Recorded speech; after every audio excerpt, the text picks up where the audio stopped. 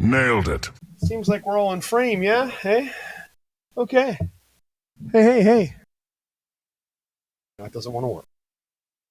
There, yeah? I hope it's getting audio. Is that? I mean, I see the thing. I see yours for sure. Hey. No, we're going to make it work. So, as we usually do, we'll just get it started. So, hey, I'm Bob. I'm Jake. This is Chris. And we are Nailed It, the podcast.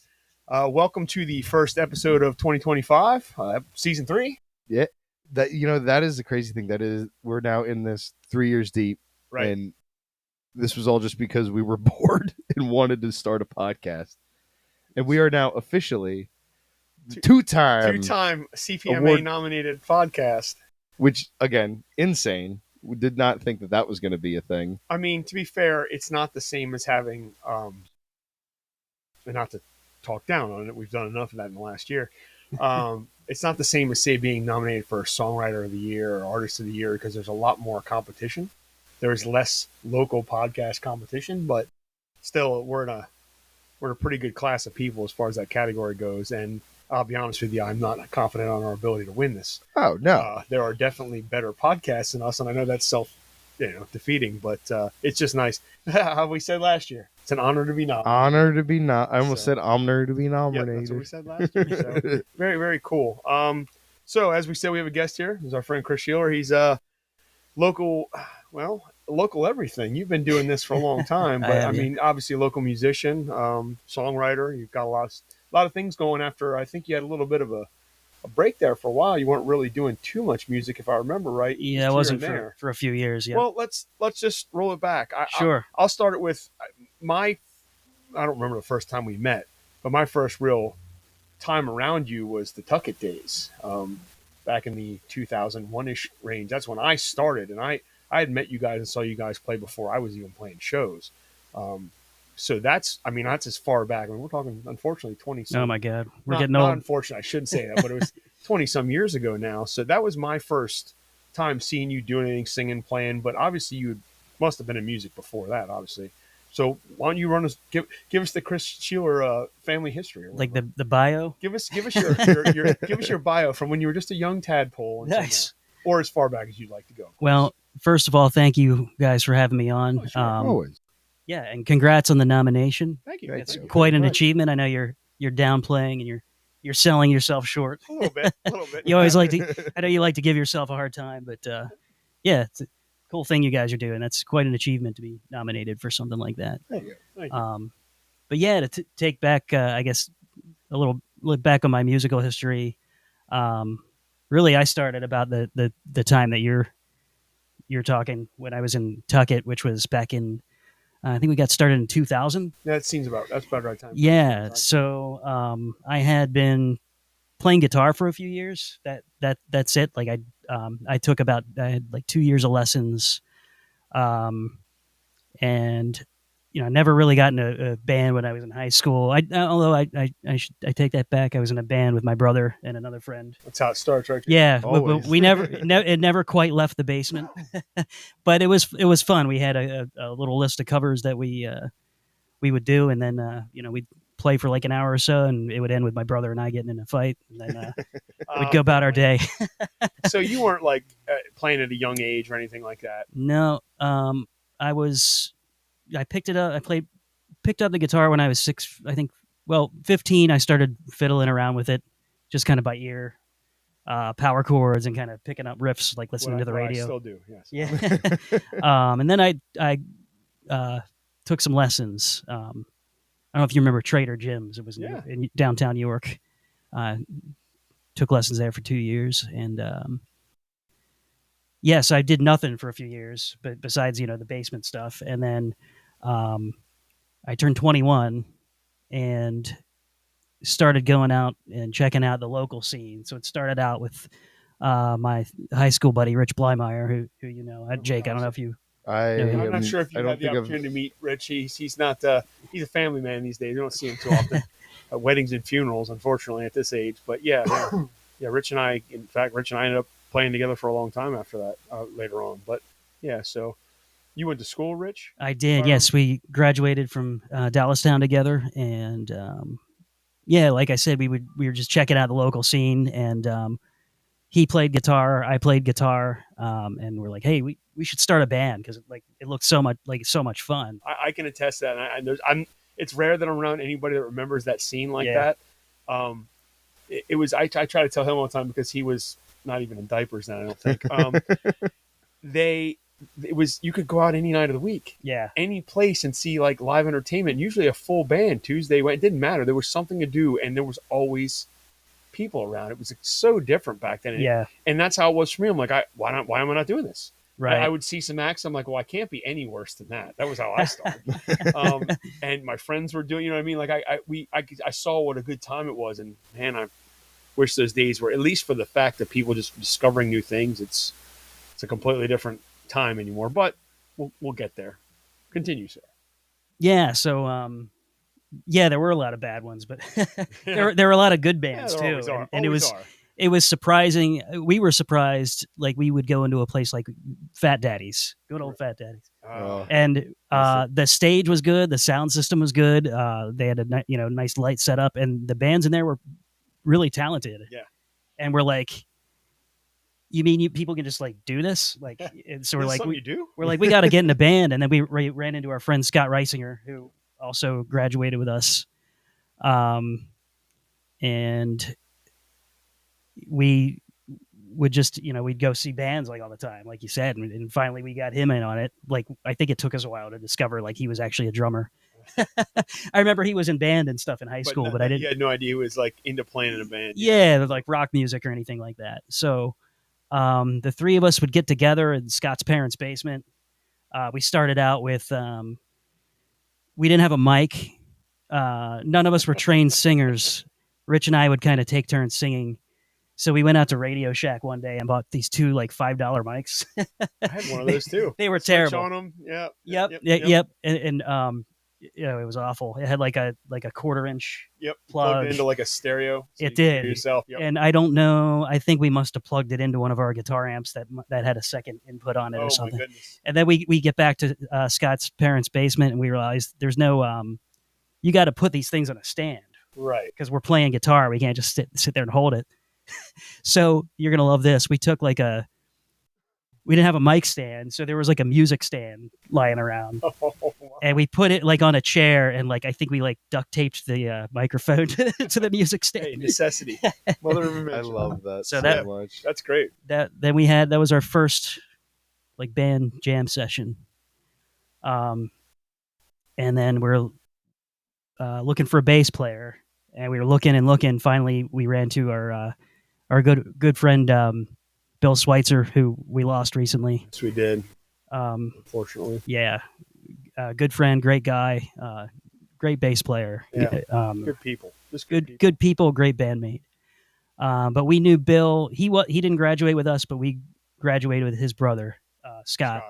Yep. And another Scott. Yeah, we were talking to him at Fat Daddy's, just we'd see him out in the scene, and he wasn't in a band or anything, and he kind of overheard what we were doing, and he's like, well, hey, why don't you let me like try out for you? And we're like, okay. Like, we kind of got to know him.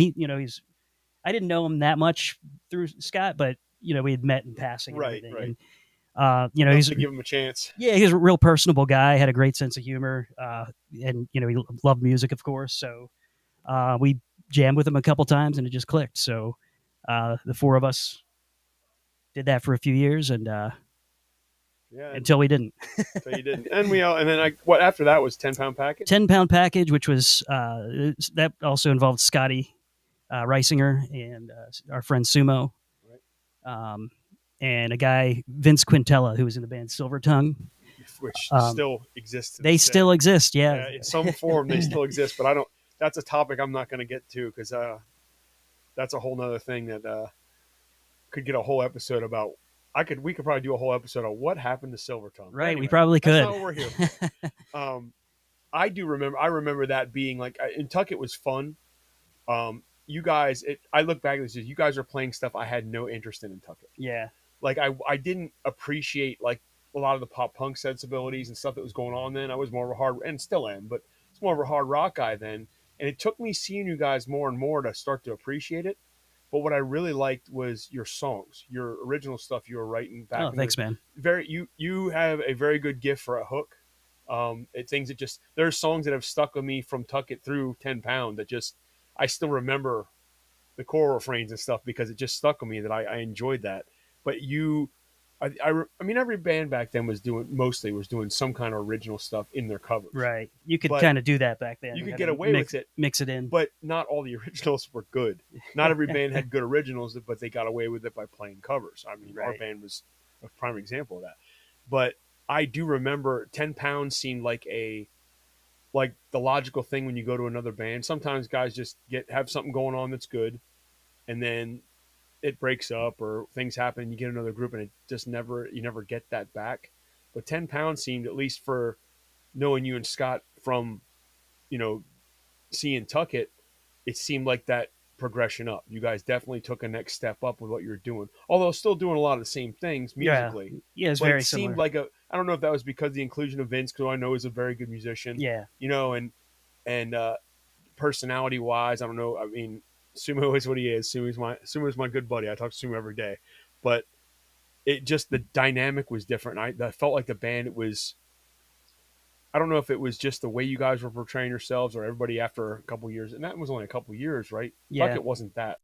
You know, it seemed like we were around for a while, but really we were only together for maybe 2.5, 3 I was gonna years. say Yeah, I don't remember it being that long. it probably wasn't even 3 years. It was probably more like 2 years. So But 10 Pound didn't stay no, terribly long we either, right? we were only together for like a few months. It was almost like a side project.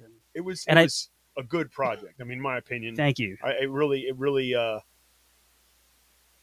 regardless of how wherever it ended up, or where you got all different paths. Yeah. That could have been at the right time, right place. That could have been. I feel that could have been a band that might have got noticed had it had gotten the traction. But I think in that middle of the road time when we were all doing, that's when I think things started to. I think we were all coming over the top of like that. Really, as we said, you could go out anytime and see anybody anywhere. And there was a point there as you got to the mid and sort of late early 2000s that everything just started to.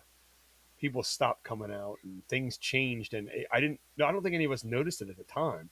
Right. But looking back on it, I can remember a very hard decline in like attendance and people even caring, and a lot of people in our age group were like, well, there was a lot of DUIs all of a sudden started popping up, and everybody was getting older and smarter and got This kids. before and, Uber. yeah, things happen. I get it, but I think I've always felt like 10 Pound might have been something more had the opportunities been different or the timing been different for you guys. Yeah, But maybe more the time. Yeah. And well, like you said, it was kind of like that we were doing a lot of the same material. And for me, I know I kind of got you get sick of it. I got sick of it. And going back to what you were saying, how you weren't really like into that pop punk sound necessarily. I wasn't either when we started See, Tuck It. I wouldn't have known that, but now that hearing you say it now and knowing like the type of stuff you write now too, I think I know where you're more, probably where your musical tastes lie more, but I wouldn't have known that then. I would have assumed that was your jam. Yeah, and it kind of became my jam because the other bands. Well, I'll say I would credit our drummer Scott Reisinger for kind of getting us into that, like Blink He 182, did the same Green thing to me. Day. He did the same thing. Yeah, when 10 Pound ended, and we brought him into Instant Transmission. He's like, first things first, no more all this hard rock stuff. Yeah. We're playing Blink or we're not playing. I'm like, I don't think I agree with you. And I think it took one or two trips out with him to see Emily's Toy Box, who I at the time didn't care for because I didn't like what they were doing, and Negative Space, which I didn't like what they were doing, and turn around, I ended up being like a groupie for that band for a long time. But I understood. I think I had an epiphany moment where it doesn't matter necessarily if I 100% like these covers, if everybody else does and we're having a good time. And I understood that some of, especially the Blink stuff with Scott, you know how he was. Yeah. But, he was right, and he learned that from playing with you guys. Right. Like that. Well, and we learned it from him too. And you play the stuff that people enjoy, as long as you're not like feeling crushed, your soul's not being crushed by it. I think that's where I started to learn that lesson of, if I'm going to be in a cover band, I better be playing stuff you want to hear. Right. Because playing stuff for yourself, you might as well just write your own music. Which was a lesson I was actually given from one of the guys at Green Eggs, of all things. I asked them one day, why you guys been doing this so long? You know, you're obviously all talented musicians, and all you play is like the most, danceable, easy like covers. And Brad said to me, if I wanted to get the satisfaction of doing what I want, I would be playing anybody else's music. Mhm. He goes, but I get the satisfaction of entertaining people, and Right. you have to give them what they want. Well, it's a different job, and you got to understand the assignment. Right, and there are some guys who do not. But those are also the bands that I don't think persevere. But if you figure that lesson out early, if that's what you want to do, or partly what you want to do, then so be it. And I think the rise of a lot of themed bands now, your decade themes bands that seem to be out a lot, or tribute bands. I think that's a lot of guys figuring out that this is stuff people want to hear, as opposed to just randomly picking something. So, but this is how I get on my tangents about going. Now we're talking current, and that's the scene now. It's a lot of tribute bands and 90s, 2000s, 2000s, 80s stuff 80s. Was hot for a minute, but even that, I think it has definitely squared itself into the 90s, which I'm fine. That's where my comfort zone is, both vocally, and I find myself going back to 90s music in general, not just rock or alternative. I was a 90s hip hop guy. Like, it was just, it sounds like I'm sounding like an old man saying it, but music was just better then. I think it was the last time that there was some really, I don't want to say creative. That's disrespectful to people that make music now, current music. But I think it's the last time there was just like 10 or 15 years of just solid, all the time music was good. Right. Even some people's worst was still pretty good. Nowadays, Jake, you can attest this, and I don't mean, again, no disrespect of doing things with, but you can release a song at 1 a week if you want every week now, because it's easy to do at home. Right. And I think it took some of the feel of getting an album and hoping that all 10 or 11 tracks are going to be awesome, or you don't have to wait for that anymore. Now, if someone puts out an album, you've already heard all those tracks, so they release them once every 2 weeks. And I don't know if that's better.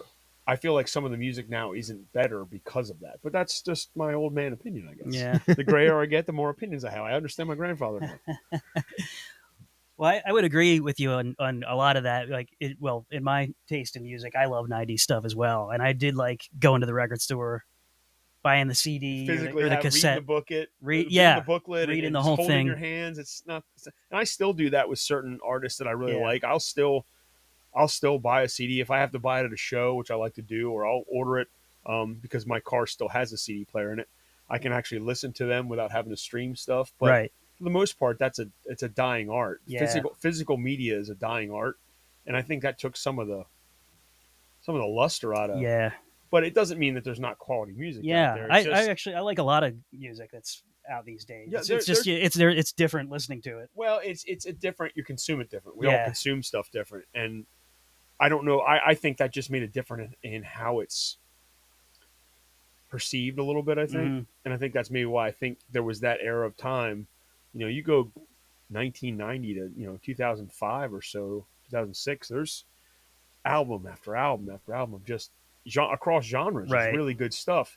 And I don't think that's necessarily the case since then. Right. And it's maybe 1 or 2 good albums a year. There's countless jokes about, like 1992 or 3, there was like every week of the year there was some amazing album. Yeah, exactly. Your Pearl Jams and your Stone Temple Pilots or like all that stuff that just came out. We didn't realize how important they would be at the time. We just knew we liked them. But it was like every week there was something new, and that just doesn't happen anymore. Right.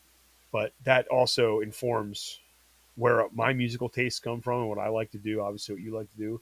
Jake weirdly is informed by like Alice Cooper and anything from the 70s and early 80s. I don't we joke about this all the time, but it's a weird thing with his generation. I say it because he is young enough to be my son. That I've seen that a lot where they gravitate towards stuff that was old to us. Mm-hmm. You know what I mean? Like, that's funny. So it's like, I think of that sometimes, how like, you remember like, the Beatles released like the Beatles rock band, and that kind of like introduced them to a whole different generation of people. Right.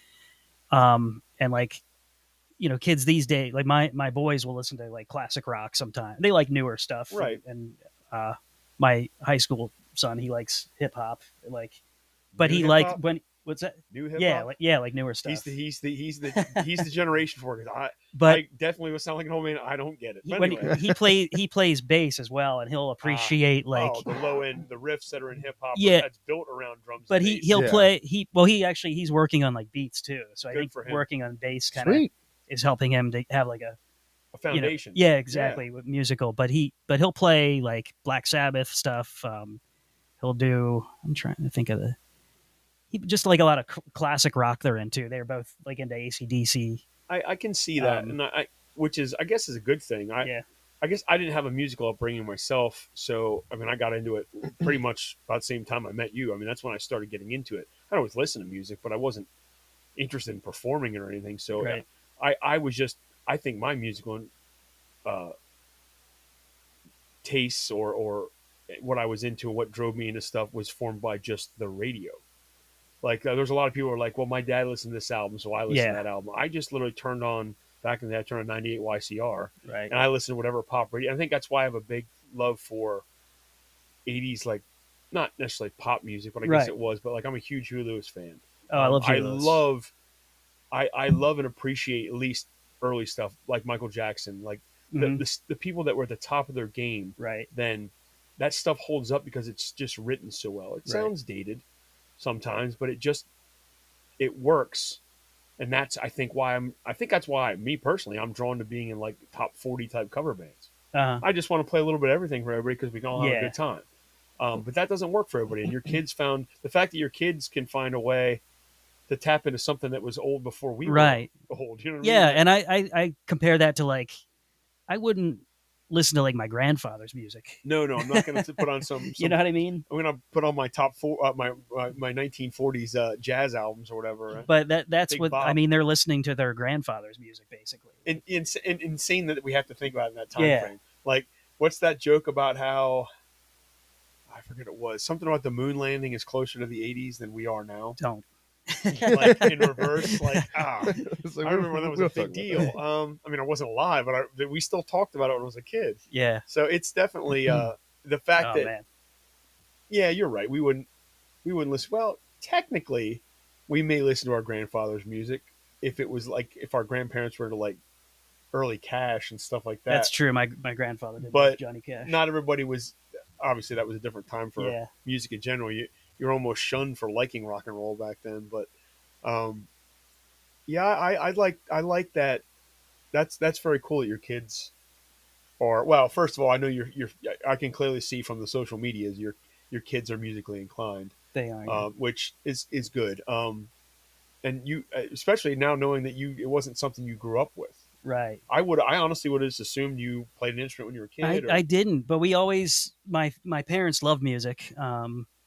There's more of a musical side on like my mom's side of the family. Her mom and her mom's brothers were very musical. It didn't appear for you one day. Gotcha. It didn't. But it kind of my parents didn't really play anything. But we always had music on in the house. There's always a radio on. Everybody's always singing along. And my siblings and I sometimes will like kind of reminisce about it, would kind of make fun of like how my dad would on Saturday mornings, he'd be like making us breakfast and like just whistling along to the oldies and singing along to it and stuff. No, I mean, like super loud and we're like just waking up.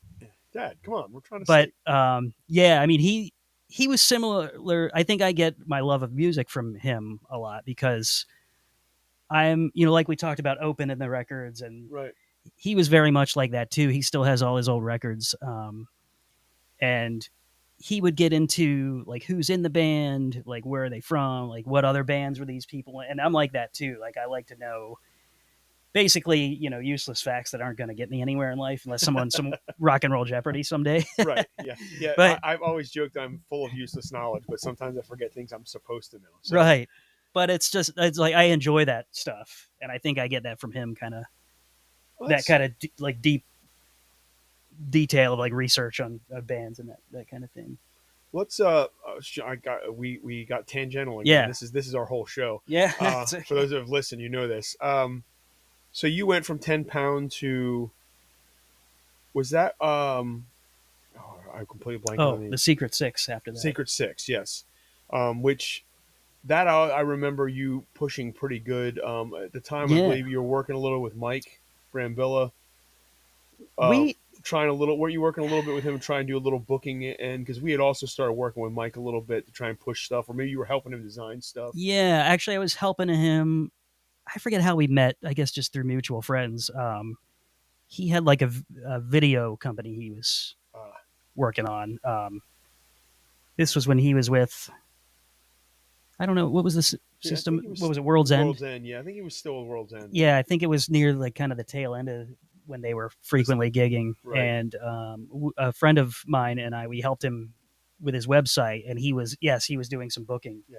Yep. Okay, So that's what it was. I knew there was. yeah. I think you might have done some logo design for him or some stuff. Yeah. Yeah. I remember because then he was. It cross pollinated with him putting your stuff, you guys as an artist or a band that Right. he was Yes. dealing with. Yeah. Yeah, I forgot about that. Actually. Yeah. As I told you, Yeah. I remember things that Wow, never served me in life except in an interview.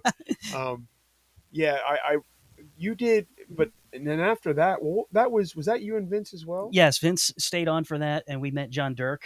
Oh yeah, yeah. Oh we, man, I we, forgot about Dirk. We met him. He was in this band, Huge Ass. I Yep. don't remember. Yeah, actually, our guitar Huge player, Ass, our guitar player Rich and Ghostlight Radio Show was at Huge Ass. Oh no way. Yeah, yeah. I don't remember if I met any of the other guys in that band. At some point, you probably saw Rich play because everybody remembers Rich being a zany guitar player who had a bunch of different like funny hats he would wear. He was also in a band called Sight Unseen for years. That sounds familiar too. Yeah, I would almost guarantee you saw Rich play even if you never met him. He's much the same guy except there's no hats now, just long hippie hair, and he builds guitars like this beautiful thing behind me on the wall. But yeah, he brings up Huge Jazz a lot because fun. I just think that's a hilarious mid 2000s name. Yeah, like perfect bar band. Well, is that almost like we mentioned Silver Tongue, that Huge Ass? Is that like another like Simpsons reference, kind of like a Bart prank phone call or something? It must be. It might. Well, I mean, it does definitely fall under that category for sure. Maybe that's where they got it from. I never really thought about that, but that would have been well. At this point, anyone who's ever been alive has been alive at the same time as the Simpsons. Apparently, they've been on the air for 57 years or something now. I don't remember how long, but yeah, that's very possible. That I mean, it definitely works as one of the Bart calling Moe's prank calls. Can I speak to Hugh, please? Hugh Jazz. I love that. That'd be like classic. That'd be like my next project's gonna be called Mike Roch. No, don't do that. That's. Well, I mean, go ahead. That's fine. Yeah, that seems a bit extreme, but I guess in the world we live in. So I think I was jumping at. Was it Man versus Mars? Am I jumping too far ahead? Yeah, I was. Yes, I did that after. That was after the Secret Six, yes, but there was kind of some time there. I knew there was some time you weren't doing anything. Yeah, Vince and I were doing our acoustic thing for a while, right? And that's, I forget. I think we were still doing that when I joined Man versus Mars. I was going to say Man versus Mars. You became a part of, right? That wasn't Yes. something you started. No, there was another band, and I actually met these guys on MySpace. Oh no! So, yeah, I replied to they had like a MySpace ad, and they had like a profile of like a page, and it had, you remember how you could upload your song? So it had 3 songs on it, but like no lyrics. And I'm like, well, this sounds pretty promising. Like the music sounded good, and it was a little punky, but like a little more kind of like pop rockish, but gotcha. Hard to tell without a vocal at that time. So I went and met with these guys, jammed with them. They needed a singer and a second guitarist, so that's kind of what I was going to do. And we played in Lancaster. This was with jumping ahead again, Sean Groff, a guy I've played with. I'm currently playing with him, and I played with him in a couple acts. It was his house in Lancaster. And we had, the singer was Jimmy Benoit, and we had this other dude on bass. And the one day, it was kind of working out. I wasn't like officially in the band yet, but I was like, okay, these guys seem cool. The music's good. It was a good hang. So I'm like, I'm just going to keep doing it. So I show up one day, and like the bassist never came. Huh. And like the week prior, we decided we were going to like learn some covers. It was an original band. Right. And he didn't want to learn covers, so he just like didn't go. Yes, the dreaded original versus cover guy. Which is, I mean, understandable if you don't want to do it at all. Like it's one thing if you, okay, hey, there's one song or 2 songs I don't like playing, I'm going to suck it up for the rest of the team. Right. But it just totally wasn't what he wanted to do. So it was understandable. So I'm like, well, I could play a little bass, and there was a bass there, so I just played what we had been playing because I was just doing power chords. So I'm like, just Didn't change translated. much for you, Yeah. So we did that for a couple weeks, and then I show up one day, and they're like, we kind of like what you're doing. How about you just keep playing bass? I'm like, okay. And now you're a bass player. So now I'm a you're bass singing player, and I totally I have a bass. Like I owned a bass, but I wasn't really a bass player. I was a guitarist who also learned Right. had a bass because I wanted to learn a Red Hot Chili Pepper song or something. Makes sense. Um, I can't play this. What guy can I try and be just like? Well, Flea seems like a good place. yeah, to start. that was a good place to start. That's funny the way you put it. Well, but that's what we all reach for. Like, well, I want to play this instrument. I wonder if I can do what that guy does. Nope, Yeah. can't do that. Well, it's worth a shot. Right. I'll start back here. Yeah. Here is a root note. Right, and that's what I was doing for a while, and then we both, me and Jimmy both sang. So Jimmy kind of became. They had written some stuff beforehand, so instead of the lead singer and second guitarist, I was now just the bass player. Right. But I did sing some songs too. Like so, he would sing the songs he wrote, I'd sing the songs I wrote, and then sometimes we'd co-write and we'd trade off here and there. Oh, and it worked out. It was fun, and I didn't mind. I like singing, but it was cool. Like I got to sing a little, but then the bass at the time was new for me. So it was something different to be doing. Yeah, it was something different to be doing, and I was trying to not be the guy that just played the root notes. Not that there's anything wrong with that. I think there's a sometimes that suits the song. Right. But I was trying, for my own enjoyment, to just kind of do some, walking bass line and do some cool licks and fills and stuff. So you were. It was a teaching moment. It was a teaching moment and a learning moment. Right. Got to work on tightening up my harmonies a little bit. So now I've found that just in the short time since Jake joined Ghost Light Radio Show, and now with Dave Z joining the band, just these last couple months, the fact that there are two other singers in the band now, that's cool. That I don't have to sing every song. I can move away from my microphone. That's awesome. I can maybe concentrate on playing a little better, but it gives me more time to focus on not just playing and singing. Yeah. And it's kind of nice. Like I wish I'd had that. I joked years ago, I wish I could find a band just to be the rhythm guitar player so I could get better. Right. And I realized I would drag that band down when I'm trying to learn. It would have never worked for anybody. But I have that similar experience now that I'm doing something. I get to do something that isn't always just on a microphone. Right. And I get to work on, again, some harmonies when he's singing or Dave's singing, or I can just play, to work the crowd without having to talk to them. Things of that nature that you get a different thing to do. Yeah. Same thing happened to me when I started playing guitar, which is only 10, 12 years ago now. Songs that I said I would never sing again in the cover band because I was so tired of them. When I had to learn to play them, suddenly they had a new lease on life and I didn't care anymore. Right. I was like, oh, well, I guess I'm playing those songs again because now I get to do something else while I'm singing them. So it is kind of nice to get out of your pocket, your comfort zone, and do something like that. And opportunities like that don't happen for everybody, especially not as kind of organically as it sounded like it did for you. Right. So that was just total kind of dumb luck. And right.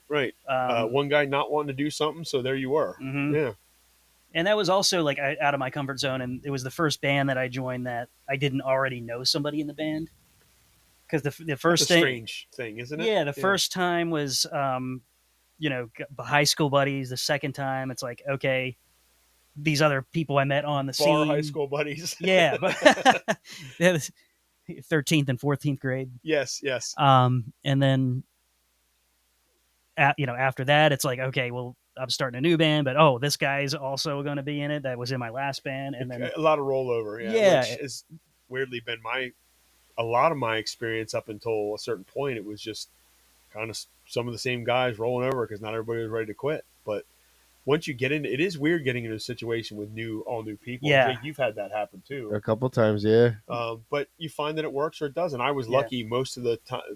Every time I was in a group with guys that I didn't know everybody to start, it worked out at some point. But eventually I end up bringing in people I know either way. Yeah. But I guess it's all about comfort too. Right. Sometimes getting out of your comfort zone is great. You do learn new things, but music tends to be better if you're vibing with the people. And that can happen with strangers. Right. You can certainly get in a groove with people, but how long did that last? I don't even remember. I don't think it was all that long. I remember seeing you doing some shows and I never got a chance to see you guys. I feel like you might have played like some Chameleon gig? Yeah, we might have done did. some decent gigs, and I just Yeah, couldn't get there were a few gigs and far between. For one thing, it took us like 2 years to kind of get going. I don't know why. I don't know why, because could have been that. It also could this have is been a little before- bit of the scene change too. maybe, and I know sometimes with an original band, it's harder to find appropriate gigs because Right. you're either playing. Sometimes a good place to play original music can be hard to get into because Right. they're bigger shows. But we're in Sean's attic every week and just sitting around drinking beers, Jamming some songs, jamming some stuff. songs, and sometimes we would like take a little field trip to like the comic book store before we get started. It was weird. We had a lot of time. This was before I had kids. So. It was a hangout sometimes more than it was a practice session. It was, but we always worked on what we intended to work on. Right. But we just never got serious. There wasn't somebody that really took the reins to be hey, I'm going to be the one booking the shows. Right. They just we kind of had opportunities here and there, and one of them was the Chameleon. I for some reason that obviously again with that knowledge that it's serving me today. So I remember thinking, man, I wish I could play the Chameleon. This is funny. It's kind of like the opposite of like every other band I'm in. It's like you take any gig you can get, or you're open for a friend's band, sometimes to like 10 people. I've had first shows in a friend's basement. Lord knows, yeah. But our first show in this band was opening for Bowling for Soup for a sold out crowd at the Chameleon. So, oh my goodness! So that's how you do it. Yeah, it was one of those. But hey, we were ready. We were like together playing for like 2 years, but to do a half hour of music, we were prepared. It wasn't like you got together the week before, right? So you had some time to work it out. Yeah, so it wasn't like we really had to like cram or anything. So that's cool. That was exciting and it was a great experience. There was also happened to be on my wife's due date for our firstborn son Ezra. Oh, but he was born the week. She's like, no, you have to book it. But he was born a week early, so so you didn't have to rush out of the show. Hey, thanks for the gig. I gotta get somewhere. No, but it was worse because I had a newborn at home and it took me like forever to get home because we got to like hang out with Bowling for Soup afterwards and it was, looking back, I probably should have just like shook their hands and like took my gear and just went home. But well, it all worked out. But it did. And he's doing okay. So. Yeah, he's doing all right. You're all right. You didn't lose any dad points. You might have lost a couple husband points that night, but temporarily. I think I redeemed myself. Yeah, you probably did. Two more came along, right? You should be fine. But lesson learned. Yeah, and now with the kids, did the kids kind of slow down what you were doing musically? Is that a big reason? Yeah, for the break you had. Yes, and I don't mean to say that in like a blaming way. No, not in a negative light, but like all people. Life gets in the way, and I'm tired. Like at that point, like I'm not. People get tired from having children. That's weird. And that's kind of when that every once in a while, like I didn't leave Man versus Mars at that point. That was just our beginning. Right. We just didn't play a whole lot. I had to kind of tone it down on the practicing. I'm like guys, I've got a newborn. I can't come over for 4 hours on a Sunday anymore. every Sunday. Right. You might need to make a better schedule. Yeah. So it was like, if there's something to prepare for, we'll get together, and then every once in a while, if we need to jam, we will. Yeah, little therapy session of jamming. So that's necessary. So yeah, that's about the time I stopped playing. Vince and I kind of stopped playing together, our acoustic duo. But those were tough gigs. We would play like our most common gig we would play was you remember the old Tailgaters off Queen Street? Yeah, I played there once or twice myself. Yeah, it was those were Sunday nights was when they did acoustic, but it was like we'd play from like 9 to 1 or something like that. And I'm like, I can't do this anymore. On Sunday night, yeah. I just couldn't. God, 1 o'clock now seems like a nightmare. Yeah. And I just couldn't do it. And Makes sense. And once we kind of like lost Tailgater, that was sort of our main like regular gig. Yeah, that was like our steady gig we had, and we kind of like just kind of fizzled out. Dissolved out. Yeah. Now you went from that to just your. I'm probably jumping ahead, and maybe I'm missing a step. But you basically went into when you came back through. Or like I said, I remember a couple years there. I sporadically see you playing acoustic gigs alone. Yeah. Pub on the Trail, Yes, rest in that's peace, yes. places of that nature. But that's when maybe you started. maybe we're bad luck for these I places. could be, or we're just we're outlasting them. Yeah. You started writing more, correct? You got Correct. back into writing. I did, yeah.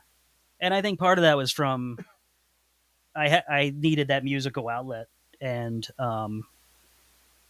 I didn't necessarily have the time or the energy to get together with a group of people weekly to prepare. So I'm like, well, I still have a guitar. You can still write. Yeah, I still can write, and I enjoy writing. So why not kind of go with this for now? Well, and that would be more where your experience comes in than mine in Yeah. this, because you also find that time that you can just sit and kind of write Sit stuff and write out. whatever, whatever I want. And that without having a band there for it. Right. That's never been my strength in any way. Well, and even like if you're doing an acoustic act, even with covers, it's like you don't have to coordinate with other people's schedules to be able to practice. You do it when you are able to. Right. You're on your time then, Right. which actually might make it that much better in a certain aspect. It does, but then it's like there's no accountability really. Yeah. Is the song done? It'll be done when I say it's done. Exactly. Yeah. I always found a very similar interest in that. Like when I would sit down and write my own stuff, whether it would be my original music or the new stuff I just put out under a different project title, it's all written by me, and I don't have to worry about what if the drummer doesn't like this part, what if the bassist doesn't like what the guitarist is playing, or what if they don't like what the lyrics are about. It's just what you want to write about. Right. So I fully see that side of things because I do it all the time. Aside from being in original projects with other members, I have that little outlet that I can write whatever I want to write. I want to record what I want to record and have nobody else to worry about other than myself. That's not a bad way of being able to do things, I would think. Like to have that, like you're right, there's no accountability. And you can forever mix something, I guess, and you're never happy with it. Or, I hear that from a lot of guys who write their own stuff that you finally have to just let it go because you can't hold on to it forever. But also, if it's something for you, why, whether people are going to hear it or not, I mean, I guess that's the end all thing. You want people to hear the music. I guess that's, in some way, that's probably almost better. I guess to better your songwriting, maybe. Like I'm sure bouncing ideas off people, having a producer in the big league, any of that is helpful. But when you're writing the stuff, it's all your thing, and it's only going to make you realize what you're doing or not doing right in your own eyes. I guess I'm speaking out of turn here because I really don't know. No, but I do know you did end up going into probably the best studio with the best guys that this area has ever produced. Yeah. Atrium. So, and it's amazing to me what going to a studio at that level with guys that know what they're doing can change in a very, I've never heard a negative way from those guys, but I guess in general, a good producer or mix, recording will do that. But when I heard that first song you put out from them, I'm like, everybody should have this kind of production. Yeah, that's not something I did myself. Right. So. but it was still your song. Right. Yes. But it was. having that outside influence or opinions or just guys that, hey man, I assume you probably got did you think of trying this or that kind of stuff. I've heard nothing but I've met those guys outside of the place, but I never got a chance to record with them, sadly. Now I'm beyond the money for that. Those guys are booked and worth every penny. There was a time when I could have had a whole album done for them for like $700, and I was like, I don't have a whole album. That would have been a great deal. Yeah, now maybe I can get a day with them for $700. Just we'll record it. We're not mixing things. Yeah. Your stuff, get out. We have big bands coming in later. You got to hang out in a cool studio for but I mean, how was that experience? Like, it was awesome. It wasn't your first studio experience, obviously. It was not. It was not. But just rewind here a few minutes. Sorry, we're talking about like the doing everything yourself. Oh, yeah, I got so lucky. Well, what you guys were talking about is kind of what I was intending to just kind of write it myself. But I got really lucky that I collaborated with the right people. To get feedback on like the songs. So you definitely let other people hear them I did, and I'm so glad I did, because you might remember like a few years prior to that, like back in, I guess, 2017, I kind of put out my own I do remember thing. I did it all myself, and I did have a guy mix it. But I tracked it all at home, and I didn't have any feedback on the songwriting. I'm like, this sounds good to me. I'm happy with it. But that. Well, well, that is a big step for any musician I've ever met to be. And again, Jake can speak on this more than I can because he writes all the time. But if you're happy enough to let something go out, right, that in itself, I think, is probably a pretty big step. It felt really good to do that, but then I went to this place called Rock and Roll Fantasy Camp. I remember that. Yep. Yeah, and it kind of really changed my whole approach on the whole thing. The camp is about like meeting like famous dudes that you look up to. Like I got to jam with some of the guys from STP and some guys from Alice in Chains. That, yeah. But that's kind of why I went. But there was all this other like workshop kind of stuff too. Yeah, learning, and you learn from like industry pros. And I got some feedback on like a song I did and kind of self-produced. And like the thing I heard the loudest was, "Don't mix it yourself. Have somebody else do it." But he's like, "You did all this. You played all the instruments, which in itself is a great accomplishment. But what you did it in like GarageBand or Logic, you can give that file. You probably have a friend that can do it, right? That can has the training that can pull things out that are already in there." And I was like, "That's really good advice." So when I got home, I looked up Think Loud Studios because I knew that was in York. I'm like, I'm swinging for the fences here. That was like, owned by the guys in Live, right? Some of the guys in Live, and I'm like, beautiful studio. Yeah, and it was. I got the opportunity to play up there and do a. That's right. That was the first time that we jammed together. There? Yeah, he was actually there to take. I knew he was a musician. He was actually there to take photographs, and we got him to sing and play. But we got to tour that studio and see that when no one was there. And yeah, it's amazing. It's amazing. That's the most professional thing I've ever been. I mean, I've been in some studios, but that, wow, it makes me sad every time I pass it now. That's not a recording studio anymore. It's not. What a waste. Yeah, what a waste of a building and a cool spot. Yeah, but I digress. You were. But so I filled out their form, and it was like there was this checkbox. Do you want Carson you want to work with Carson and Grant? And at the time, I didn't know who they were, and I'm like, okay, because I just wanted to see like what would happen. Because I guess if you didn't fill that in, you're okay. You can come in, use our facility, but you're bringing in your own engineer or something.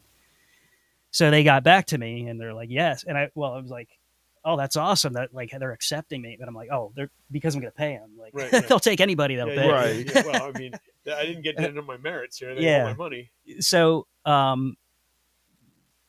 they sent me back a quote, and I was like, gearing up. I had a couple songs that I thought I could take in, and my wife Amanda was like, you should have Jason Greenwood. He's in Collinsville Discount Band. He's a longtime friend of ours. Yep. Have him do the guitar. Like I can play guitar. I can do a lead, but it would be some bullshit octave thing or like a not one string melody. Just enough. And she's like, "You're spending all this money. See what he says." And I asked him. He's like, "Oh yeah, that'd be awesome." And and then I got this guy on drums, Robin Diaz, who I met at Rock Camp. He was drumming for Live for a while. I was gonna say that name's familiar to me. Yeah. So he was Live's drummer Chad Gracie was like injured right before they had like the reunion. I hope I'm not saying the wrong thing here, but apparently he was rehabbing from an injury, so he was touring with them still. But Robin was like they had two drummers at the time, so I think they had Robin to like do the fills that he wasn't ready to do yet.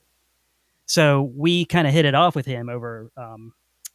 Just talking about York because he had lived at Think Loud because there's like living quarters there. Living quarters there, while they were preparing for that tour and everything. And I got, once I kind of set everything up, I messaged him. I'm like, hey, just want to let you know, man, I'm going to be recording at Think Loud. And he like writes back. He's like, what's your number? And like he calls me, and he's like, hey, who's doing your drums? And I was like, well, I've got this, like program I'm using. He's like, oh, come on, man, that's stupid. Let me do it. So so I hired him. and he's got his own like studio in his house. It's all like mic'd up and everything. He does a lot of session work, so it's all like ready to go. It's ready to go, and he has an engineer that comes in sometimes, and so the way we did it was I would send him like my just scratch tracks, just me vocals and guitar, right. maybe a click, and he'd do like 2 takes, and they were awesome. Like he'd send them back. And I would send stuff to Jason. Like I'd send him like I'd kind of mix down to like a wave or MP3, right? And he would throw leads over it, and like we'd kind of pitch ideas back and forth that way. And we never played the song together one time before the studio, and I totally I always loved Jason's guitar playing, so I totally like trusted what he was going to do. That's awesome. So we showed up.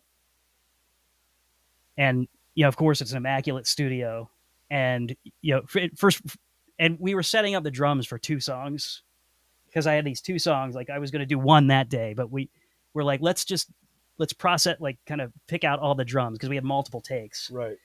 And we spent like hours just going through the drum takes, and it was kind of painful. I'll bet.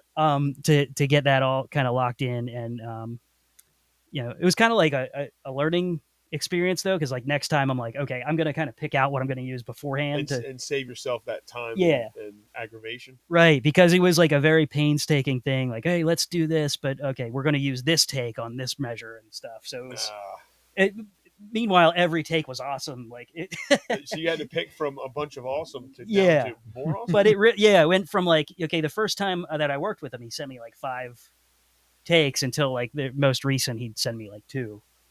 And so I can kind of work that stuff out ahead of time now. And then awesome. And those guys were awesome. Like you said, they would say, "Why don't you try this? Why don't you try that?"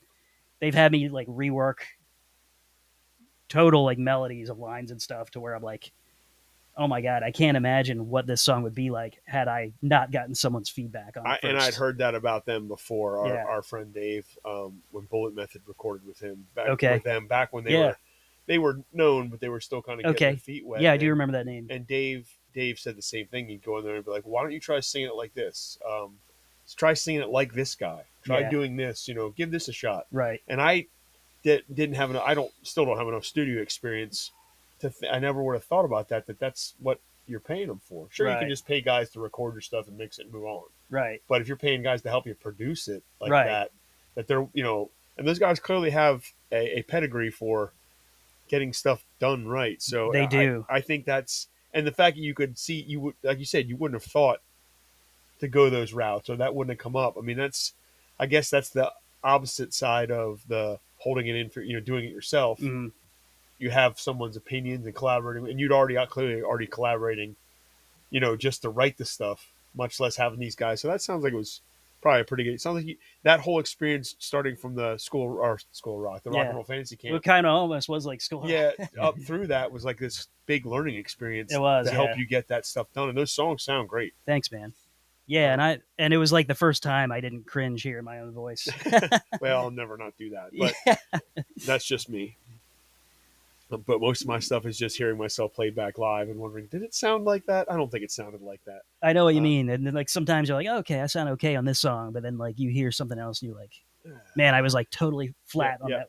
But in the room, they didn't know, so I guess I'm supposed to stop being hard on. This is why I'm afraid of live videos, Jake. You love live videos. I love doing live stuff. And I'm like, there's no taking that back. If someone's watching, they're going to hear it all. Well, and you're aware of the camera if you're not used to doing it. But the paranoia of that has to go away at some point, or what's the point of doing the shows? That's true. Because I've never played a perfect gig in my life, and I imagine I never will. Oh, yeah.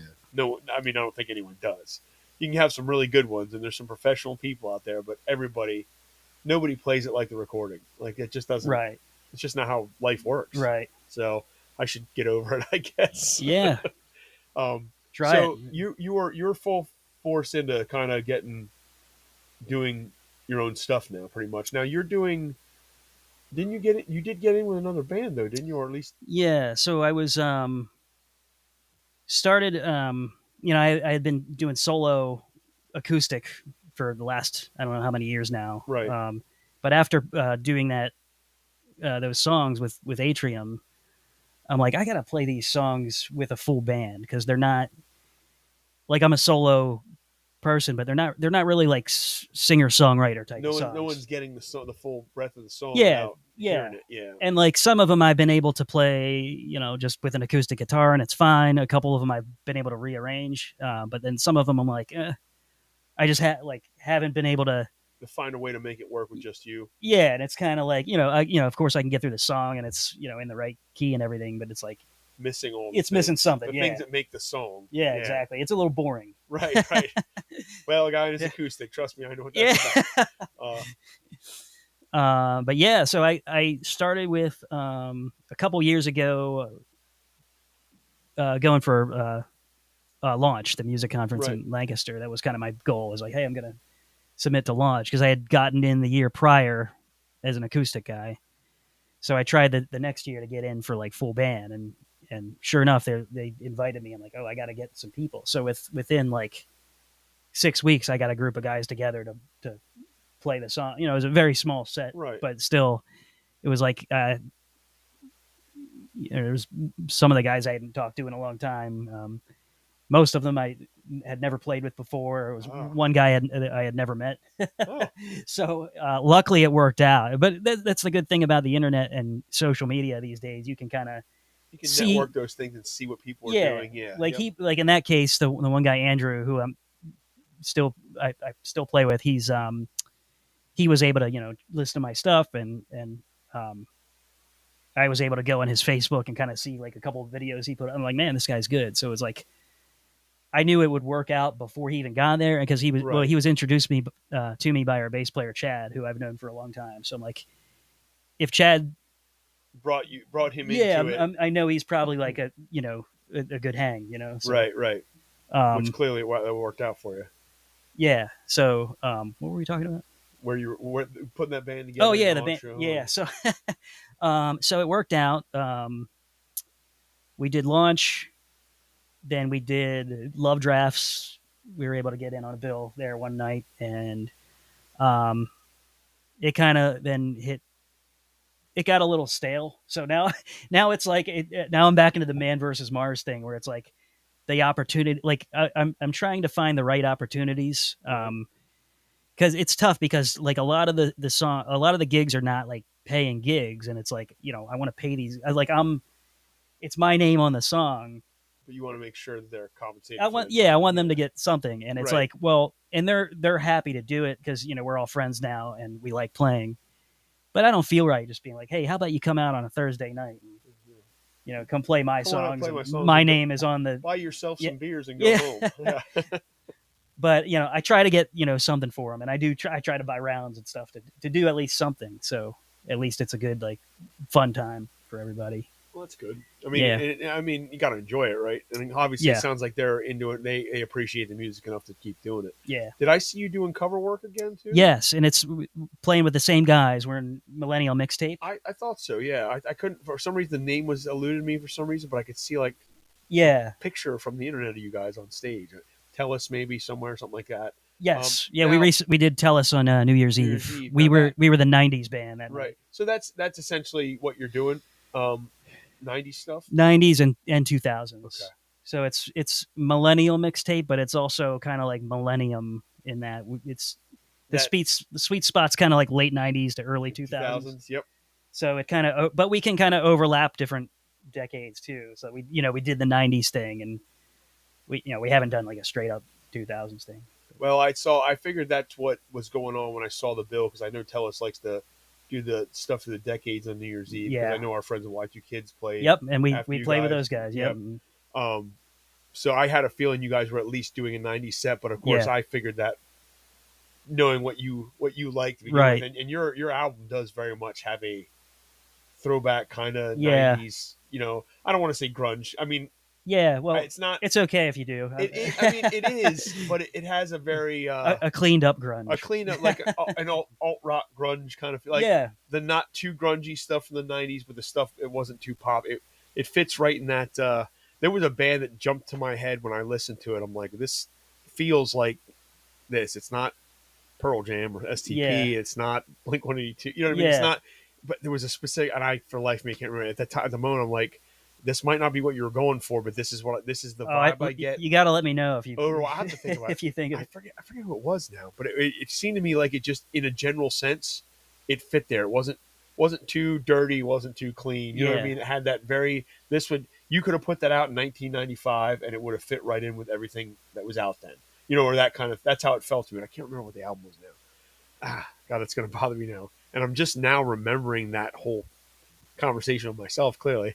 What band was it? Was it like somebody random, like Oleander or something like that? No, I mean, not like that, but it wasn't like one of the heavy hitters or the stuff Yeah. that I know probably influenced you. Yeah. But at the same time, I guess the overall point of that was it felt like it belonged there, but it also felt like it's something that was recorded now.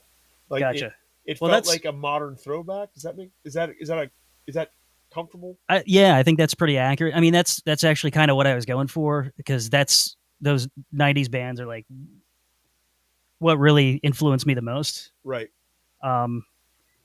But at the same time, I don't want to seem like, okay, this guy's stuck in the 90s. But I think part of that has to do with maybe the producers as well. But well, the timing of that now too is nostalgia is huge. That's true. So writing a current album that has a 90s feel is actually, you probably couldn't have picked a better, last couple of years, probably a better time to write something like that, because that seems to be a very big thing now. There's a group of people coming up in a certain age group, and I point to Jake's age group because that's what it is. Even though it's not necessarily him. It seems like that. What I hear at our shows when we're playing covers from that era, those eras. Oh, that's the stuff my parents listened to when I was a kid, and that's why I like it. I know all these songs because I heard them in my house all the time. Like, they know that music, whereas we were listening to it as teenagers. They heard it as toddlers, Right. because their parents, who are our age, Yeah, right. were listening to it. You know what I mean? Like, it's a weird thing to be in it that long, that the stuff that was influential to us as kids is stuff that they grew up on, not because it was their chosen music at the time. It was because of what their parents were listening to, their parents' friends, or their older brother, or whatever. So right now is almost a perfect, like I'd say in the last 5, maybe 10 years tops, is a perfect timing to have a throwback feel of things, even modernized, because there's a market for it. There's an ear listening for that kind of thing. True. So I think your timing, unknowingly, probably was perfect for it. Yeah, I would say unknowingly. I mean, it was just like I wrote songs that sounded like what I like to listen to. There was a lot of nods to my influences there. I think that's. I mean, again, but I was trying not. I didn't want to try to be those things. Do an impression or right. But you can, like, if you listen closely to certain lines or melodies, you'll hear it. And even classic rock. I have a song called "Deal with the Devil," which was the first one I recorded with Atrium. It kind of has like a very simple driving bass line to start out, and then it has this like riff, like a heavy guitar riff. And I was thinking more like I was trying to kind of go for like a vibe, like an Iron Man or a Smoke on the Water, just kind of like a simple like arena rock kind of riff. What's wrong with that? But then I mixed, I kind of mixed my like grunge influences in with that, and there's some very like quiet and clean parts to that song. Yeah. So I think that's why it doesn't necessarily sound like a 70s era song, basically, because it does have that alternative kind of feel, because it's got a little bit of like the clean has some like delay and some like it's definitely as a whole, as an album, that song in particular, you're definitely sitting in an alternative, I think, spot. But again, I think it has a modernness to it that still doesn't date it. So, and if there was, again, you were writing what you were influenced by, what you like, what you wanted it to sound like, and it just happened to be that. And I think it worked. If that was your goal, to get something that shows what your music is to you, or what you want it to be, I think you hit the nail on the head. I think it's exactly what you were going for. And that's what I felt like when I listened to it. I'm like, this is Chris. This is what I would expect from, oh, that sounded weird. I expect you to write a young man. This is what I would have expected from the album in a good way. Like, gotcha. Without having a preconceived notion of what you're going to write, I think that's what over the years I've realized that's, especially I know you do have a love for STP and those guys and stuff like that. I knew that, and like I said back in the day, I would have just assumed you were a pop punk guy, Right. And I still did till you corrected me tonight. I mean, to a certain point, but I know at some point your sound moved away from that anyway. Yeah. Before I heard that album, so I think if that's what you were going for, I think you did it masterfully. So, Oh, thanks, man. keep doing that. You got Thanks. any more? You got any more coming? I do, and actually, yeah. I mean, I have. So the last single I did, I released in 24. It was called "Lonely Memories." I have when I had. I'm still working with Robin on drums, so he'll. We kind of have a system down now. So like, Hey, well, I he'll sent you a file. yeah. Okay, here's your drums. But yeah, exactly. It's that simple. But I try to send him a couple songs at once because it's easier for him. He's got everything set up. Right. I've got another song that he tracked for me that I wrote at the same time, and I've just been kind of sitting on it. And I don't know why. Like I didn't like parts of it, so I'm like I'm rewriting, and I'm like, now that Lonely Memories song will just be kind of a standalone. So now I've got enough to do like another EP, like enough material. But I have like all these unfinished ideas out there. You got to find some cohesion in them. I do, yes. Put them so together before you go. Yes, put them down. Cohesion is a good way to put it. So I'm going to say about like a dozen songs that I'm like, they're at various levels of completion. Some of them are just like, okay, maybe it's just a chorus, but I really like this. I want to use it. You have to piecemeal it somewhere else. Yes, and then I have a couple songs that they've got the whole structure, they got lyrics, they've got the bones of a song, but maybe I'm not sure if this is the one that I want to put on, because if I'm doing an EP, it's going to be like 5 songs, so it's very. If you have 12, you can have a song where you're like, okay, this one didn't work out. I'm not crushed. Which one of your children do you pick? Yeah. First? But with 5 of them, it's like I feel like, and back to your what you were saying about the model being like the releasing singles every week. So, if I'm going to release a couple of them as singles and then an EP, it's like I feel like because there are only a few of them, each one kind of has to be its own hook. Like each one has to be like I think able to stand on its own as a single. Like right. Well, that's fair. I mean, that's the. Well, I mean, I guess in essence, isn't that kind of what anybody would want? That yes, like you want every song to be the song. But I do, yes, right. I'm trying to like swing for the fences for each one. Well, why not? But I do have on my last EP there was a song that was like 5 minutes. There's like 3 guitar solos in it. It's not like a jam band or anything, but it's. Well, I mean, there's the song called for it. And, well, that's again, and not the beauty of writing your own stuff or music. You can scratch the itch. Yeah. For a certain type of thing if you want, because it's at the end of the day, it's still yours. Yes. Especially if you're not. I think all of us. I don't care what anybody says. I say it all the time. I'm not looking to be famous. I'm not going to be on cover songs anyway. But I just like doing what I'm doing. But if I write a song and McDonald's calls tomorrow and asks if they can use it for a jingle, I'm going to ask where I can sign. Yeah. At the end of the day, you want people to hear your music as many people as possible. Yeah. Well, there was a lot of people that would call that. Obviously the word sellout used to come up a lot more than it does now. But I don't think that's a thing anymore unless you're selling your principles for some reason. But to want to get your songs heard by the masses. That's kind of like the dream, isn't it? Like, hey, absolutely. I hope you enjoy this as much as I enjoyed making it, that kind of thing. So sometimes you got to swing for the fences, right? Yeah, one of the songs we actually got on The Young and the Restless was kind of like a slower one. Really? Yeah. It's called Good Old Days, so it's more. I did not know that. It's more of a ballady one. Right. But it's funny because we.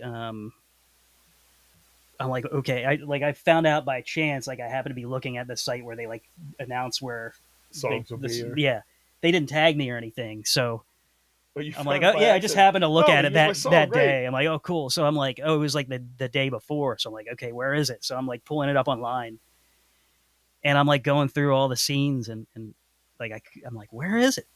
I'm like, they told me it was in there, and then they made you watch an episode. Yeah. Amanda's up in the kitchen on like her computer, like going through and she's like, "Hey, get up here. Here it is." So what happened was they're in this like cafe or something, like it's coffee shop. There's like there's a people are talking, there's dialogue. There's a jukebox box playing. I can hear my song in the jukebox, but it's the instrumental version. And it's in the background. It's in the background, but also there's this dramatic piano building up because it's getting really like the score of the episode like on top of your. So like I could like you can hear it for a second, then all you hear is like the snare. So it's like there'd be no way you would know it was there if you. Like, there's no way somebody's like watching it and be like, I heard that song in the background. Yeah, what is this song? I got to know what it is. No, I assume it rolled at the credits. It would have rolled through and stuff. I don't. No, it wasn't in the credits. I think they'll list like the person who's like the music director or something. Oh, like that. okay. But it was listed in BMI sent me a check, so I'm fine with it. And it was kind of a funny story because it's like this thing. It's like I've been working half my life to get my music out there to an audience, and hey, we had this awesome opportunity, and it's here. Here it is behind two different things, underneath piano and talking. So we had a good laugh about it, but it's still a thing that happened to you. And put it on the resume. That's all I say. And Jason and I were talking about we're eligible for a daytime Emmy because of it. Not eligible, not nominated. Right, no, eligible to be nominated. So we're joking about how like we got to go rent our tuxes and stuff like that. Have to fly out to the daytime Emmy. Yeah. To accept our award for our background song with no lyrics.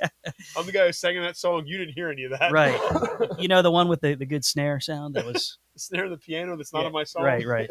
That was us. Yeah. Totally. Remember that diner scene in that one episode? Hey, you know what? Again, look, it makes for a good story. Yeah. But also, it's something you have. It's something that was done. Right. I mean, that's it's nice to have you build memories off that stuff too. Right. Yeah, maybe it wasn't playing it on Saturday Night Live or something, but it's something you can say that you did with your music. Someone picked your music to do that. Right. And that's a pretty big thing. I think and I'm like now I recognize that and I appreciate like the achievement, and had it happen 20 years ago and I'm, gearing up to watch the episode, I would have been crushed. Right. I'd have been like, this is what happened. But now I'm like, well, I'm mature enough to have a good laugh about it. With age comes wisdom, as they say.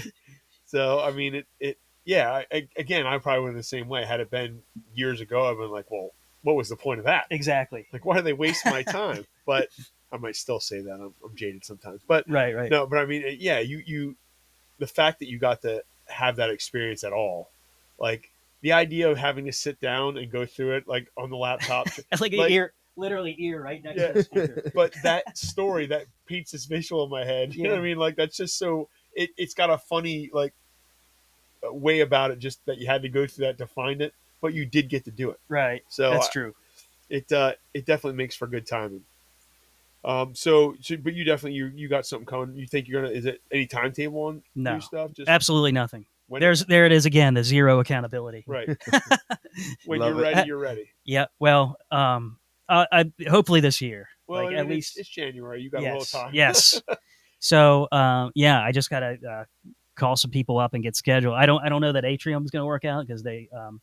I was trying to get in at the end of last year, but they were just. Well, now that they're down at Rock Lidditz, which is actually Jake works in that complex. Oh, that's right. Yeah, you just told me right before. My neighbors. Yeah. So, I'm glad I didn't say anything bad. Like, that place, they should have stayed in York. Yeah, nothing but good things to say, and that's an awesome studio too that they have out there, and it's kind of cool that I've only known those guys a few years, but I've gotten to see several iterations of what they've had going on. Right. I mean, they've had they were at Think Loud. Awesome studio, and then COVID hit.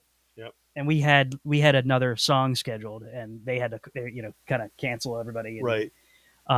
They called me months later, and they're like, "Hey, we're getting everybody back in. We don't have Think Loud anymore. It's that's when it was like shut down. Right. And they got another studio out in maybe it was Palmyra. You said you're out in You said you were near Palmyra. Who was that? Lids. Oh yeah. No, but No, they had- the other one was Palmyra. I think They were somewhere interim. I remember Yeah. hearing before Think Loud, or not Think it was Loud, called. before Rock Limits had their studio for them. Yes. They yes, were yes. Yeah. somewhere after. It Think was Loud. Seventh. I think it was Seventh Wave Studios or Might something have like been, that. Yeah, Palmyra sounds right. But yeah, I did a song there with them, and it was funny because I was the first vocalist to track with them at that studio. So I got there, and there's no vocal booth. No. So I went from this and I'll show you some pictures later. This immaculate vocal booth that they had in their live room, Yeah, where I it was was in actually. it. Oh I yeah, went in there and just yelled as loud as I could to see how much it like. was it the Kanye booth? Yes. Yeah, they called it the Kanye. Yeah. That was apparently it was Kanye West had West. rejected. Yeah, he was not interested. So yeah, I better get that. That might be your wife. Yeah, Feel free. Feel free. Yeah. Um, But anyway, I'll tell the rest of the story, and then I'll call her right back. fair enough. But anyway, so I'm in this immaculate booth, and then we get to this studio, and there's no booth. So he makes this makeshift booth. Grant does this. He makes it out of just I don't even know what they were. I think they were cubicle dividers. So he's stacking them on top of stuff, and he's kind of Finding the making sure it reflection was of it, secure. And he was like, I mean, what it did, you could hear the two songs and that I recorded in those different booths, and you wouldn't tell the difference because they knew what to do with it. Yeah, they just needed to kind of God, deaden the song. professionals. Yeah, and The professionals and hellish musicians too. Jeez, they're good. yes, they're very good. Yeah. But then, I got to record with them there, and then at their new place at Rock Limits. So Excellent. awesome guys. So, anything are you got any shows or anything coming up? Well, Anything that you want to promote? February 28th, we Millennial Mixtape are playing once again with Y2 Kids. Oh, okay. We'll be at Double Barrel Roadhouse in Red Yes. Lion. Yes. And we're the openers. We're the '90s group, and they are doing their Y2K thing. Yeah, so have you ever played in that venue at all? I have not. Have you been I've in seen. there? I've not been in there. I've seen pictures. I've heard great Yeah, things. we played there. Ghostlight played there a couple years right after they opened. It's probably one of the better rooms in York County. They really did a good job there, so you'll enjoy yourself. I'm looking forward to it. Yeah.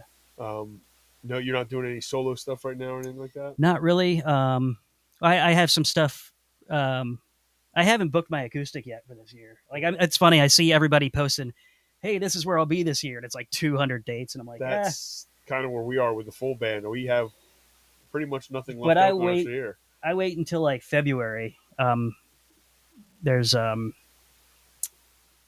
I play a lot at Avenue Ale House at Yes. Heritage Hills, so I kind of they've been very good to me. So I kind of wait till I book with them for. There are a couple I got a handful other stuff. You take those and then you work around. Yeah, I want to make sure that I get there. Right. And then after that I'll be hitting it hard. I'm starting to put out some feelers for Fair some enough. acoustic shows, and I'm trying to get us into some other show. There's a couple festivals I applied for. Some other original stuff. So Cool, excellent. Yep. Well, keep us posted. Obviously, we're interested. I need to get out and see you do the original stuff. and likewise, I haven't seen you. Well, I saw you do your solo thing. Yeah, and but I need to see you guys play. Yeah, we've been doing a lot more duo gigs. Yeah. Which is just generally more fun. Yeah. I like playing alone. I Yeah. almost said playing with myself, and that just doesn't sound right. It's Phrasing. I like playing Phrasing. alone, but it just doesn't. It's not this. I'm too used to the band dynamic. Yeah. And I realized once he and I started doing gigs, as I had done with Dave for years and BJ, it's just nice to have somebody else there to bounce off of. exactly. Yeah. So, in the places we can afford to be there as a duo, we'll continue to do that. Right. But I still have some solo gigs. I still book the fall. It could be lonely. 8 weeks. It know what? really does. It gets so lonely. Yeah. Especially if nobody's there and you're doing it on a Tuesday night Right. like I do. If Yep. no one shows up or you're the background music, which Yeah. essentially you can be as a single acoustic guy. Yeah. As soon as you put a dynamic into it with those other people, it does. It picks it up a little bit with the it certainly- excitement. It gets, there's banter, there's different songs, it makes a difference. So, One other thing I learned about that is you can easily be the background music. Oh yeah. But I think you have to understand the assignment in those situations because, okay, I came out here to eat a meal. I didn't come to watch a rock concert. Yep. And then, at the end, and I say that, and I know that to be the the truth, but I still go and play gigs where I'm like the background music, and I'm like, man, this kind of sucks. But you know it. You know when So your brain tells you that's what you're gonna be there to that's do. what you're there to do. But then still at the end, like if you hang in there and do your best, Right. I'm not. That's a baseball coach in me. That's right. You've Go got get 'em, kid. you'll have people come up and they'll be like, "Hey, I liked it." Like they were listening to you the whole time. They just were having a conversation while you're in the background. Yeah, no, yeah. You're surprised if people go, "Oh man, you're really great. You had a really good time." Or in our situation, sometimes people come and drop a bunch of money in the tip jar that we thought were in the back, just scowling at us the whole time. Yeah, right. Like, oh, they actually were enjoying themselves. Not that I'm, it. You don't know it sometimes, and then there's other times that room's just there to. We've had gigs, and I've done solo gigs where just everybody's just into it. Yeah. Like immediately, there's just a group of people into it. Yeah. Well, let's have a good time for a couple hours. Let's just have a good time then. I'm not background noise anymore. Well, it could be a song you play that gets everybody. Oh, yeah. Like, that, for me, that's always Blister in the Sun. As sick of playing that as I am, like, well, yeah, he hates this. I hate that song. Yeah. And that's one of the ones I had said earlier that like I was like I'm never going to sing that again, and then I had to start playing it. And not that it's a tough song to play, although I completely forgot the chorus. Somebody yelled, "Can you play that?" I'm like, "Yeah." It's like, what are the chords? I forgot the chords of the chorus. It's nothing. I just could not, I couldn't lock in on probably because I was like, why are we playing this? But it is. You're right. There's songs like that. I've said that every time we play My Own Worst Enemy in the full band. At one point I was so tired of that song. I'm like, look at all these people having a good time. Exactly. I don't care anymore. How do you think Lit feels? I'm not. Yeah. Like you guys know we have other songs, right? No, you don't. Don't worry about it. You do not, sir.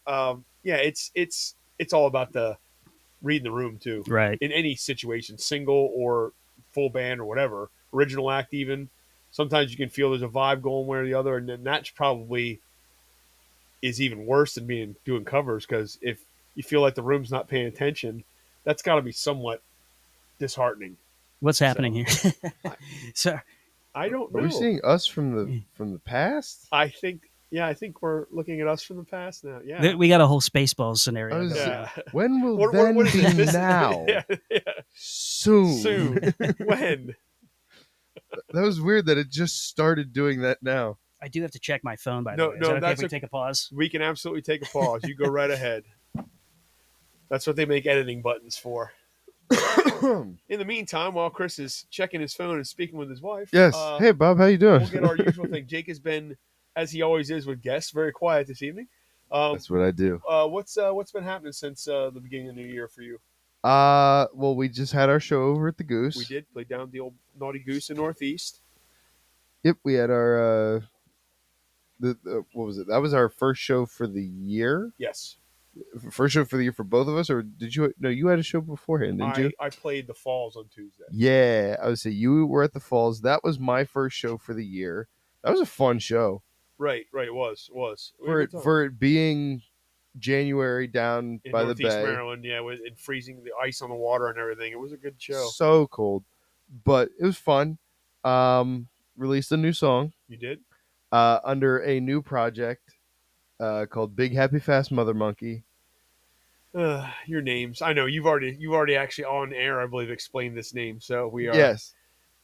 So this was a project that was the brainchild of my brother, where he for years was like, I want to do this project. I want to do a Mother Monkey project, and it never really came to fruition.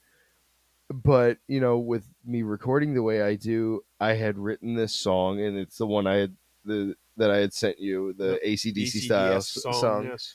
And I wanted to release it, but I didn't want to release it under my solo stuff because it was so different with that like classic rock style. Right. So I was like, well, why don't I release it under the Mother Monkey name? And that way it's not fully tied to my name, but I wanted to put something out. Fair enough. So the debut Mother Monkey song, Crank It Up, is out now. And from reviews I've received, it is a liked song. I was very proud of it because it was something different.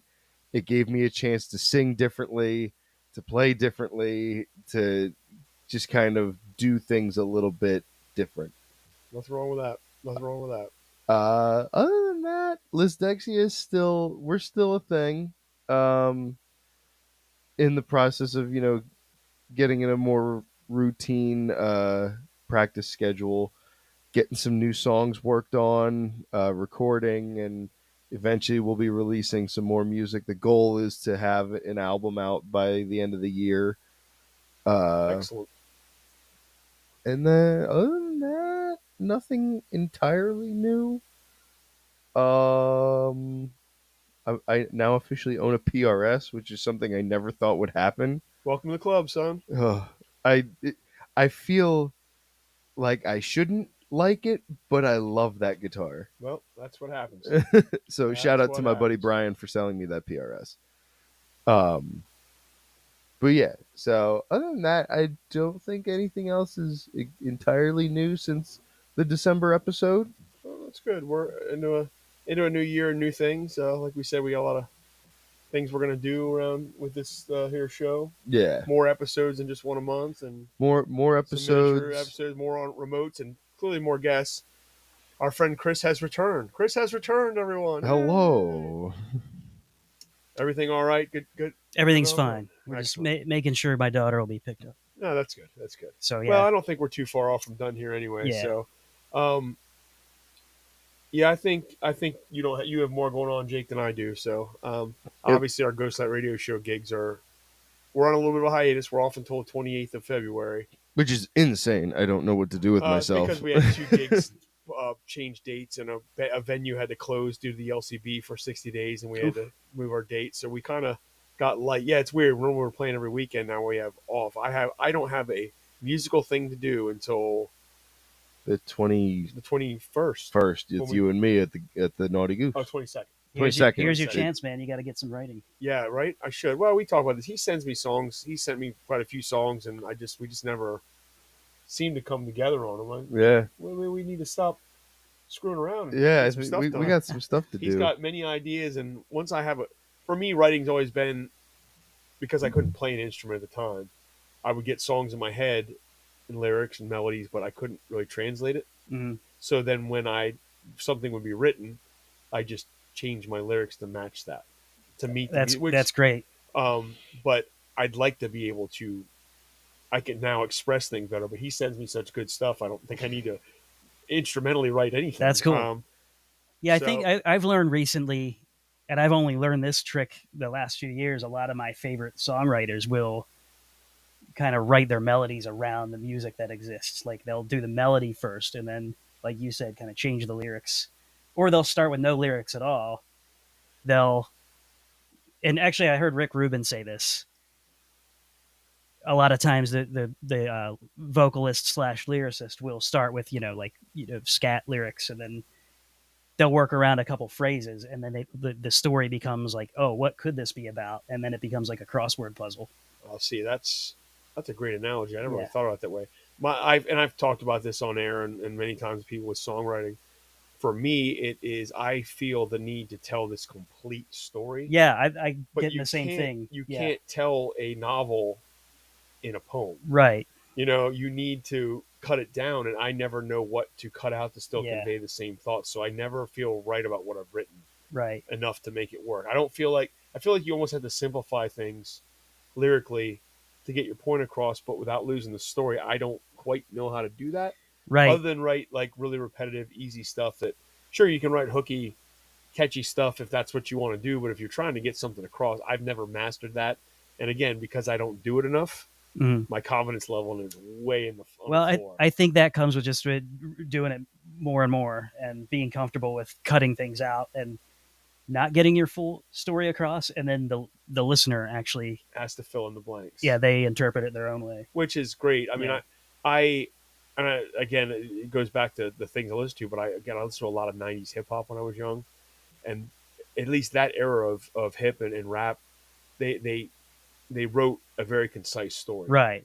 But well, yeah, you knew exactly what they were doing. They had that bar day after bar to go with that. They could take as much time in a verse. They didn't have to sit to that almost structure that you need a song to stick to for timing. So I think I learned from the wrong people, kind of like, well, they're getting an entire story out here, but they can put a lot of words into a small area. Right. You can't do that when you're seeing things Yeah, you don't know? want to be too wordy when you're Yeah, singing. yeah. Yep. So it's lessons I understand. I just haven't Mhm. been able to apply. And I've heard the changes with Jake's stuff over the years we've been working together. Just in your lyricism is getting you're figuring it out. Well, I'll agree and disagree with that because I will always say I'm a horrible lyricist. I will sit there and write a song like musically, instrumentally, from start to finish, no problem. But I can't like because I always write songs with the intention of leaving space for lyrics. Could not tell you anything I want to write about, which is also with what I was mentioning about writing differently for Big Happy Fast Mother Monkey was I wanted to write differently. So I wrote, and as you said, having a phrase or something, I wrote the pre chorus for this song before writing the song. So I had that phrase and just kind of built off of that. And once I had, okay, so this is the pre chorus and these lyrics fit really well here, I can kind of build around that. And it is, like you said, a crossword puzzle, figuring out, okay, this works really well to go into the pre chorus. And oh, this really works well after the pre chorus. So, yeah, I fully, like, as you were describing that makes a total sense to Yeah, me. that's. I I think totally I'm gonna agree have with a that. different mentality of looking towards you. I learned Yeah. something today, kids. But I do like I kind of take that same approach too sometimes because if I have a lot of times I have an idea of like a story I want to tell, Right. and that comes kind of before the melody. But if that happens in that sequence, I have a hard time fitting it into a song that sounds like something people would want to listen to. Right. Yeah, and there's. It's one thing to sit down and write out something, or write some kind of story. Yeah. But it's another thing to make that fit into what works for music. Mm. And then on top of that, what I'm talking like I have like albums, but on top of that, then you have to worry about is it something people are going to listen to? You can fit the Right. song into this, the story into the song, but what if it's not? It doesn't work. You might have got your point across, but the song may not. No one may give a damn about the song. Something may not catch them. Right. The instrumentals might be great, but there's no melody to the. Well, there's always going to be a melody, but there's no catch to the song. It's not. There's no point to grab them. Right. Unfortunately, I think that's why the simplest songs in the world work. Right. Repetition makes the average person remember it. Mm. That's why, simple pop songs and rock songs and whatever get so big at the end of the day because there's something about them that's super catchy and not real hard to think about. Sweet Caroline is not the greatest opus ever written by someone, but everybody sings along to it because it's very simple and easy to remember. And it has a very repetitive refrain to it. And that's all music, kind of, but you can either write something simple. This past video thing is really messing with me. Hearing myself talk for a second. It's like when you're on a phone with somebody and you can hear them, like you can hear your own voice a second I later. hate that. I That don't know what drives me happened there in our live nuts. video, but I think it recorded 30 seconds of us at the beginning and just stopped. And It's now just looping. It's looping itself. It's fine. I hope the mics picked that up. That'll be great. What was that background noise? Don't worry about it. It's just me talking to myself. In pastime, it really is a Spaceballs moment. Yeah. But yeah, I guess talking to you about this stuff actually might give me a little. Once in a while, I need a push. It's he sent me stuff, and I just feel like I was sitting on it.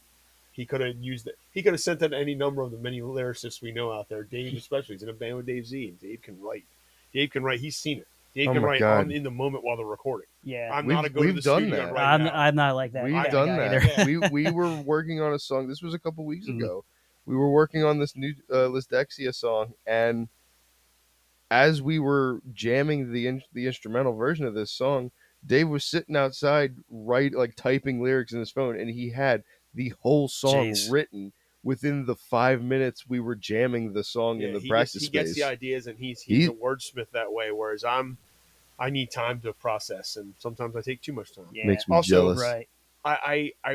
I sometimes regret that I missed out on really getting into that in my 20s when I would have had more free time to spend on it. Right. Because now I don't have young kids anymore or anything, but I mean, I have a busy life. Yeah, exactly. It's hard to spend time just really being alone with stuff like that. Exactly, yeah. And then I find when you have that time, you're too exhausted. Yeah.